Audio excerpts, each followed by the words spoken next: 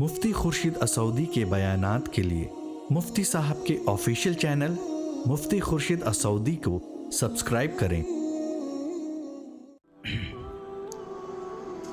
الحمد للہ وکفا وسلام علی عبادہ الذین اصطفى اما بعد فاعوذ باللہ من الشیطان الرجیم بسم اللہ الرحمن الرحیم وَلْتَكُمْ مِنْكُمْ أُمَّةٌ يَدْعُونَ إِلَى الْخَيْرِ وَيَأْمُرُونَ بِالْمَعْرُوفِ وَيَنْهَوْنَ عَنِ الْمُنْكَرِ وَأُولَئِكَ هُمُ الْمُفْلِحُونَ۔ وقال اللہ تبارک وتعالی وَاعْتَصِمُوا بِحَبْلِ اللَّهِ جَمِيعًا وَلَا تَفَرَّقُوا وَاذْكُرُوا نِعْمَةَ اللَّهِ عَلَيْكُمْ إِذْ كُنْتُمْ أَعْدَاءً فَأَلَّفَ بَيْنَ قُلُوبِكُمْ فَأَصْبَحْتُمْ بِنِعْمَتِهِ إِخْوَانًا وَكُنْتُمْ عَلَى شَفَا حُفْرَةٍ مِّنَ النَّارِ فَأَنْقَذَكُم مِّنْهَا كَذَلِكَ يُبَيِّنُ اللَّهُ لَكُمْ آيَاتِهِ لَعَلَّكُمْ تَهْتَدُونَ۔ صدق اللہ العظیم۔ الخلق عیال اللہ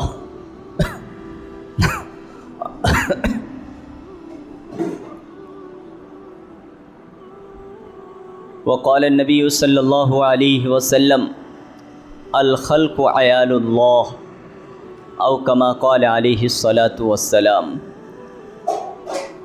وقال النبی صلی اللہ علیہ وسلم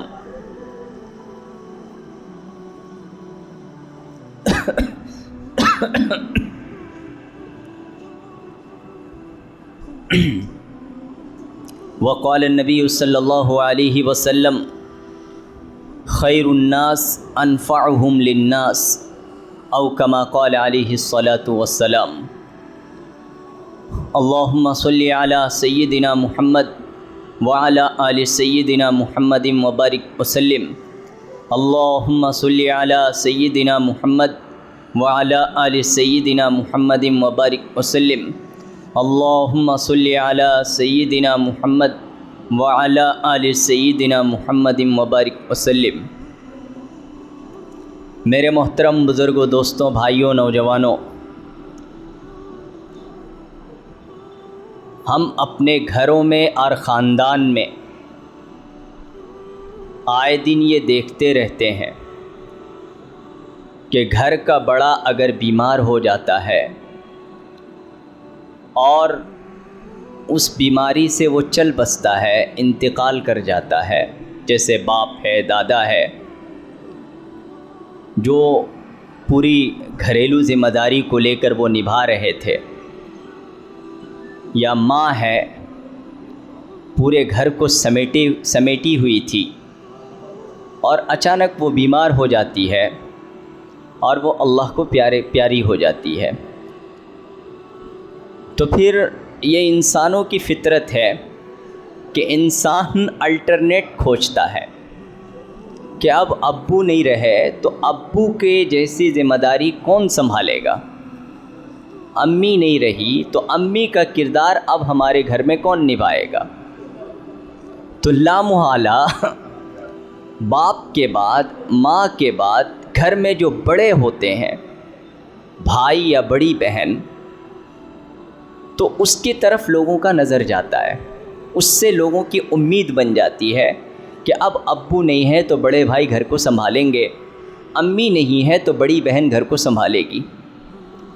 یہ بتائے کہ یہ فطری بات ہے کہ نہیں، یہ نیچرل ہے کہ نہیں؟ ہر گھر، ہر خاندان اور ہر سماج کی یہی ریتی ہے۔ اب میں آپ سے یہ پوچھنا چاہتا ہوں کہ ہم جس ملک میں رہ رہے ہیں، ابھی الیکشن چل رہا ہے سارے ملک میں، ہمارے 20 تاریخ کو الیکشن بھی ہونے والے ہیں، اس کے تناظر میں کچھ گفتگو کرنا چاہتا ہوں۔ وہ یہ ہے کہ ہم جس ملک میں رہ رہے ہیں، اس ملک میں سیکنڈ لارجسٹ کمیونٹی، دوسری بڑی تعداد جو ہے وہ میری اور آپ کی ہے، مسلمانوں کی ہے، اور بڑی تعداد جو ہے ہندو بھائیوں کی ہے۔ ہم نے 70 سالوں سے یہ دیکھا ہے ملک میں ایک قسم کی اسٹیبلٹی تو رہی ہے، اس میں کوئی شک نہیں، طوائف الملوکی کا شکار نہیں ہوا ہے، لیکن ملک کے واسیوں کا جو اصل مسئلے کا حل ہونا چاہیے، کیا وہ مسئلے کا حل ہوا ہے؟ مجھ سے بہتر انالائسس آپ لوگ کر لیں گے، مجھ سے بہتر تجزیہ آپ کے پاس ہے، مجھ سے بہتر نیوز آپ دیکھتے ہیں، اور مجھ سے زیادہ میڈیا آپ کھنگالتے ہیں، تو آپ بتائیں کہ گزشتہ 70-75 سالوں میں یہاں کے، یہ مسلمانوں کی بات نہیں کہہ رہا ہوں میں، یہ پورے ملک کے تعلق سے میں یہ بات کہہ رہا ہوں، کیا پورے ملک کا مسئلہ، یہاں کے لوگوں کے مسئلے حل ہوئے ہیں، یا یہاں کے لوگوں کے مسئلے یوں ہی لٹکتے چلے جا رہے ہیں؟ لوگوں کو، ہر کمیونٹی کو انصاف ملا ہے، یا انصاف کی در در کی ٹھوکریں لوگ آج تک کھا رہے ہیں؟ اس ملک میں نہ دولت کی کوئی کمی ہے، نہ جگہ کی کوئی قلت ہے، نہ یہاں غذا اور اجناس کی کوئی کمی ہے، ہر چیز کو اللہ رب العزت نے اس ملک کو سجا دیا ہے، اس ملک کو سجا دیا ہے۔ اگر ساری دنیا سے اس کا اگر ناطہ کاٹ بھی دیا جائے اس ملک کا، تو اس ملک کے لوگ الحمدللہ زندہ رہ لیں گے، کیونکہ یہاں جو غذائیں اگتی ہے وہ کھا کر وہ زندہ رہ سکتے ہیں۔ ہم اتنے پیارے ملک میں رہ رہے ہیں، یہاں چاول تو اگتی ہے نا، اتنی اگتی ہے کہ ہم دوسری جگہ ایکسپورٹ کرتے ہیں۔ چاول کھا کر تو آدمی زندہ رہ سکتا ہے نا، باقی اور چیزوں کو دیکھ لیں، جو بنیادی چیز جو ہوتی ہے اس سے اللہ نے مجھے اور آپ کو مالا مال کیا ہے۔ اب حال یہ ہے کہ گزشتہ جب سے ہمارا ملک آزاد ہوا ہے، یہاں کے عام جنتے کا مسئلہ آج تک حل نہیں ہوا، اور دن بدن حالات خراب سے خراب تر ہوتے چلے جا رہے ہیں۔ لوگوں کے فتنوں کو دبانے کے لیے، لوگوں کے مسائل کھڑے نہ ہو جائیں، اس کو تھوڑا اسٹاپ کر کے رکھنے کے لیے چند آفرز لوگوں کو دیے جاتے رہے اس ملک میں، ریزرویشن کے نام پر، اس کے نام پر، اس کے نام پر، اس کے نام پر دیے جاتے رہے، یہ صرف چپ رکھنے کے لیے، زبان کو خاموش رکھنے کے لیے، لیکن مسئلے کو حل نہیں کیا گیا، صرف کاغذ اور قلم میں اس کو تھوڑا بہت خانہ پوری کے لیے دکھانے کے لیے اس مسئلے کو حل کر دیا گیا۔ یہ ہے ہمارا ملک کا المیہ۔ لیکن آج بھی 90% سے زیادہ آبادی اس ملک میں دولت کی بہتات ہونے کے باوجود غربت کے دو چکیوں کے درمیان میں پس رہی ہے۔ اب آپ بتائیں کہ جو لوگ اس ملک کے ستے میں ہیں، میں آپ کو آج ملک کے سکتہ، عہدہ، منصب کی لالچ نہیں دلا رہا ہوں، میں آج میرے بیان کا مقصد ہے آپ کے اندر تھوڑے سے فکر کو ڈالنا ہے کہ جہاں آپ رہ رہے ہیں بھائی، جس ملک میں آپ رہ رہے ہیں، اگر اس کی آپ فکر کرنا چھوڑ دیں، اس کے تعلق سے آپ سوچنا چھوڑ دیں، صرف اپنا گھر، اپنی بیوی، اپنے بچے، اپنا مکان تک ہی اگر ہم محدود رہیں، تو پھر ایک دن ایسا آئے گا کہ وہ ہمارے بچے نہیں رہیں گے۔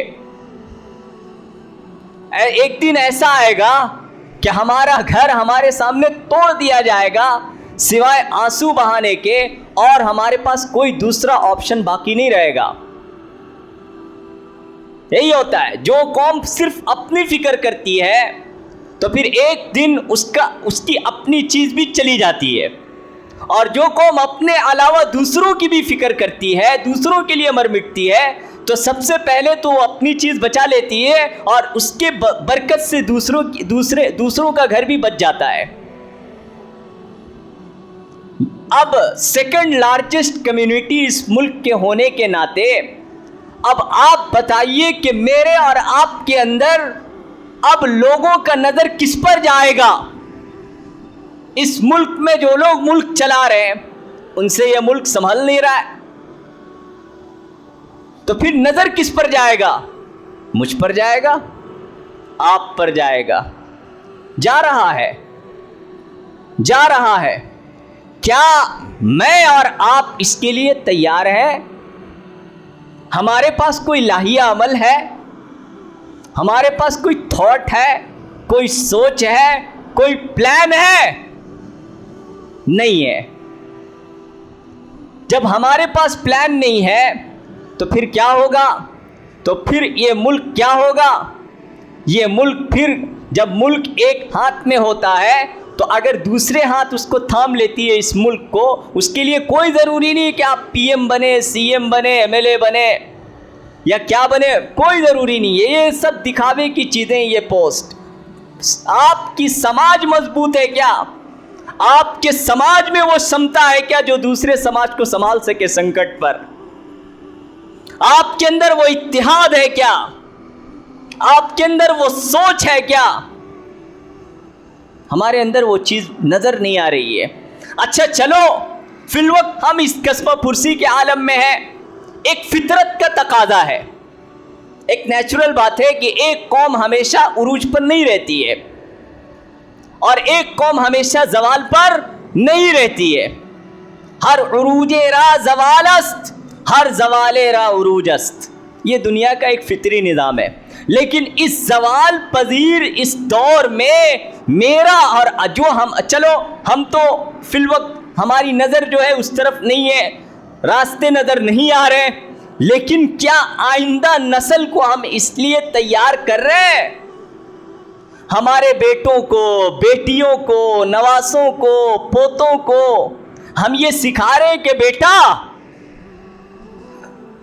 میں تو صرف تم کو پڑھانے لکھانے میں رہ گیا، میں غریب گھرانے سے بلانگ کیا، لیکن تم تو بیٹا تم تو بہت غریب باپ کے بیٹے نہیں ہو جو صرف تم کو روٹی کی فکر ہو۔ دیکھو میں نے تمہارے روزی روٹی، تعلیم، پڑھائی لکھائی سب کا میں نے ویوستھا کر دیا ہے، بہترین اسکول میں تم کو تعلیم دے رہا ہوں۔ اب تم کو صرف اپنے گھر تک محدود نہیں رہنا ہے میرے جیسا۔ من نہ کردم شما ہزار بکنیت، بیٹا میں تو نہیں کر پایا اس ملک کے لیے کیونکہ میں بہت دبا کچلے گھر سے بلانگ کر رہا تھا، لیکن تمہارا باپ تو فی الوقت اس اسٹینڈرڈ میں تو نہیں ہے، تمہارے باپ کی سطح بڑھ گئی ہے، لہذا تم آگے کی سطح بڑھو۔ کیا یہ فکر ہم اور آپ کرتے ہیں اپنے نسل کے تعلق سے؟ اگر نہیں کر رہے نہیں کرنے کا مطلب یہ ہے کہ ہم تو خود غلامانہ زندگی گزار ہی رہے ہیں، تو ہم اپنے نسل کو بھی غلامی کی زندگی گزارنے پر مجبور کر رہے ہیں۔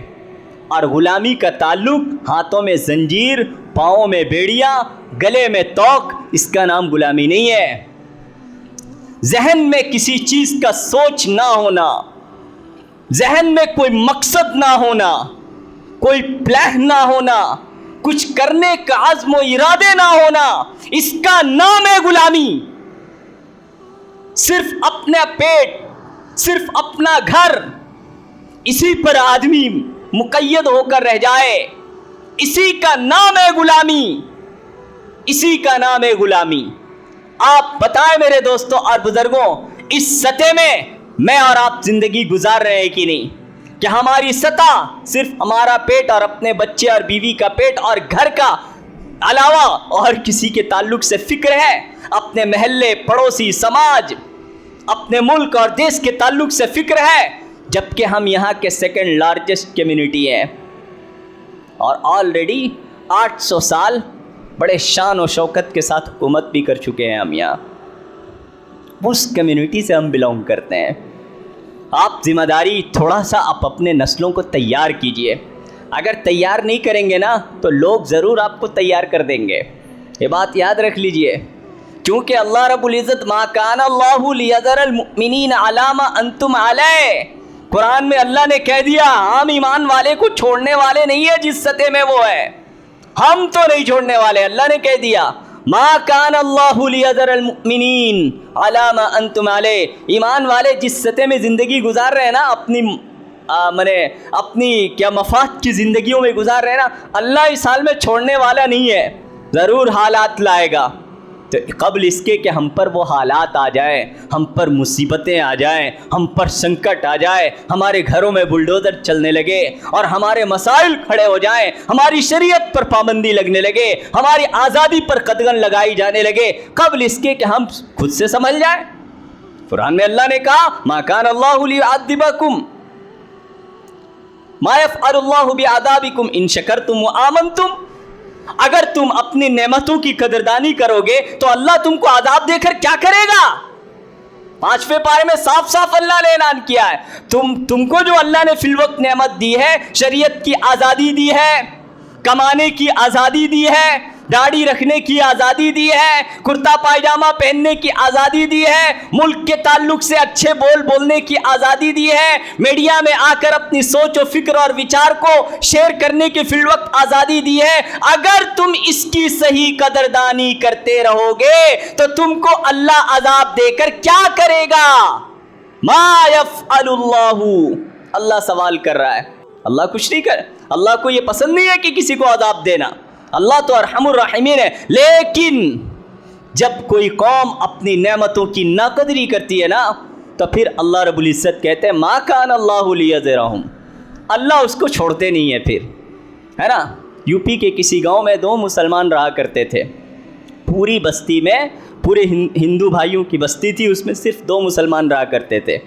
ایک مسلمان بیچارہ تقویٰ پرہیزگار، اس بستی میں مسجد تو تھی نہیں، اس نے گھر کو صحن بنایا ہوا تھا، وہ گھر کے صحن میں مسجد بنایا ہوا تھا. اس صحن میں وہ عبادت کرتا تھا اور لوگ جو ہے اس کے پاس جھاڑ پھونک کے لیے آیا کرتے تھے، پانی میں دم کر دیا کرتا تھا، ان کے مردوں کو ان کے بیماروں کو دم کر دیا کرتا تھا. تو پورے بستی والے اس مسلمان کی بڑی عقیدت کرتے تھے، بڑا احترام کرتے تھے. مرجع بنا ہوا تھا وہ ایک مسلمان، اور جو دوسرا گھرانہ تھا اس میں اور باقی ہندو لوگوں میں کوئی فرق نہیں تھا. وہ شراب پیتا تھا، جوا کھیلتا تھا، جو کام وہ لوگ کرتے تھے وہ بھی وہی کرتا تھا. اتفاق کی بات ہے، اللہ کیسے سدھارتے ہیں دیکھیے. اتفاق کی بات ہے کہ جو مسلمان تقویٰ پرہیزگار تھا، جو صحن کو مسجد بنایا تھا، جو لوگوں کے تھوڑے بہت نفع کام آ رہا تھا، اس کا انتقال ہو گیا. تدفین ہو گئی، 2-3 دن 4 دن غم کے ماحول گزرے، سارے ہندو بھی رونے لگے. ایک ایسے بابا تھے، ان کے لیے وہ چلے گئے. اب جب 3-4 دن 5 دن 1 ہفتے کا سمے گزر گیا تو پھر بیماری تو ختم ہوتی نہیں ہے سماج سے، مسائل یوں ہی جنم لے رہے. اب ان کے مسئلے کو کون حل کرے گا؟ اب کون جھاڑ پھونک کرے گا؟ اب کون ان کے بیماروں کا علاج کرے گا؟ اب سارے ہندو پریشان ہو گئے اس بستی سے. سچا واقعہ ہے، حضرت علی میاں ندوی رحمۃ اللہ علیہ نے لکھا ہے، سچا واقعہ، افسانہ نہیں سنا رہا ہوں. تو اب ان لوگوں کی میٹنگ بیٹھی، بولے بھائی کیا کیا جائے؟ کیا کسی تقوی پرہیزگار مسلمان کو ہماری اس بستی میں لا کر کسی دوسری بستی سے بسایا جائے، یا کیا کیا جائے؟ کیا مسئلے ہے؟ آپ دوسری جگہ دوسرے مسلمان کی بستی میں جانے کے لیے اتنا لمبا چوڑا سفر کر کے 3-4 کلومیٹر ہماری عورتیں جائیں پھونکوانے کے لیے، اپنے بچوں کے علاج کے لیے، کیا کیا جائے؟ تو پھر میٹنگ میں ایک بات طے ہوئی کہ دیکھو، اور ایک مسلمان کا گھر تو ہے، وہ مسلمان صرف مسلمان ہونے کی حیثیت سے اس کے زبان پر دم نہیں تھا، نام سے اس کے زبان پر دم نہیں تھا، بلکہ وہ کام کر رہا تھا. اس کا کام تھا نماز پڑھ رہا تھا، تقویٰ پرہیزگاری کا کام کر رہا تھا، ہمارے مسائل کو وہ حل کر رہا تھا، اس سے ہمیں نفع ملتا تھا. کیوں؟ اس لیے کہ نماز، قرآن، بہت تقویٰ پرہیزگار انسان تھا. لیکن اس کے مقابلے میں جو دوسرا مسلمان ہے وہ انتہا درجے کا، وہ ایک آوارہ قسم کا آدمی ہے، جوا کھیلتا ہے، شراب پیتا ہے، نماز سے اس کا کوئی تعلق نہیں ہے. تو ایسا کرتے ہیں کہ مسلمان تو یہ بھی ہے اور مسلمان وہ بھی تھے، تو وہ کوالٹی اسی کے اندر ہم پیدا کر دیتے ہیں تاکہ دوسرے جگہ سے مسلمان کو لانے کا یا ہمارے بستی سے دوسرے جگہ میں جھاڑ پھونک کروانے کے لیے جانے کا ہمیں یہ جھنجھٹ سے بچ سکیں. تو پھر کیا کیا؟ اس مسلمان کو بلایا گیا اور اس کو سب سے پہلے درخت میں اس کو باندھا سارے ہندوؤں نے، اب باندھ کر لاٹھی سے دے پٹائی. کوئی لاٹھی سے مار رہا ہے, کوئی چپل سے مار رہا ہے, اور کوئی جو ہے گھوسے سے مار رہا ہے. دے پٹائی دے پٹائی. جب مارتے مارتے وہ تھک گیا, بھائی آپ مجھے کیوں مار رہے ہو؟ میں نے کیا جرم کیا ہے؟ میں تو تمہارے ہی جیسا ہوں, تمہارے ساتھ بیٹھ کر شراب پیتا ہوں, جوا کھیلتا ہوں, تمہارے ساتھ گل مل کر رہتا ہوں, مجھے مار کیوں رہے ہو بھائی؟ جب لوگ مارتے مارتے تھک گئے اور لوگ بھی سمجھ گئے کہ اب یہ مر جائے گا, تو لوگوں نے کہا کہ دیکھ, کل سے جوا بند, شراب بند, آوارہ گیری بند. وہ جو بزرگ جو ابھی انتقال کیے چند ہفتے پہلے, ان کے جیسا تو بھی نماز پڑھے گا. گھر کے سامنے ہم صحن بنا دیتے ہیں, صحن میں مسجد بنا دیتے تمہارے گھر میں بھی, ایک چندہ اکٹھا کر کے تم وہیں نماز پڑھے گا, قرآن پڑھے گا, روزہ رکھے گا, تقوی پرہیزگار کی زندگی گزارے گا, اور ہم لوگ سب آئیں گے تمہارے پاس ہمارے بیمار کو لے کر یا کسی بھی مسئلے کو لے کر, ہمارے مسئلے کو تم حل کرے گا. تو اللہ رب العزت کسی کو ہدایت دینا چاہتے ہیں, کسی کو سدھارنا چاہتے ہیں, تو ایسے انتظامات اللہ فرما رہے ما کان اللہ لیذر المؤمنین. تو سیکنڈ آپشن چاہیے یا فرسٹ آپشن چاہیے, یہ آپ کو چوائس کرنا ہے. فرسٹ آپشن یہ ہے کہ ہم پہلے ہی سمجھ جائیں, پہلے ہی فکر کر لے, اپنی نسل کو ہم تیار کریں, بیٹا نہیں تجھے ملک کو سنبھالنا ہے. میں تو دبا کچلا تھا, لیکن تو ایسا نہیں ہے, تو اچھے اسکول میں پڑھ رہا ہے بیٹا, تمہارے پاس تو اسمارٹ موبائل ہے بیٹا, سب نالج تمہارے پاس. جن نالج کو لینے کے لیے 10 دن کا سمے لگ جاتا تھا, تم کو 10 منٹ میں مل جا رہا ہے بیٹا. تم تو آگے بڑھو, یا ہم اپنے نسل کو تیار کریں, یا نہیں تو اللہ رب العزت تیار کر دیں گے. فرسٹ آپشن چاہیے یا سیکنڈ آپشن چاہیے؟ اللہ کے واسطے تھوڑے ملک کی فکر کر لیجئے. آپ اگر ملک کی فکر کر لیں گے نا, اس ملک کا نیا پار لگ جائے گا انشاءاللہ. اللہ مجھے بھی اور آپ کو بھی اس پر عمل کی توفیق عطا فرمائے.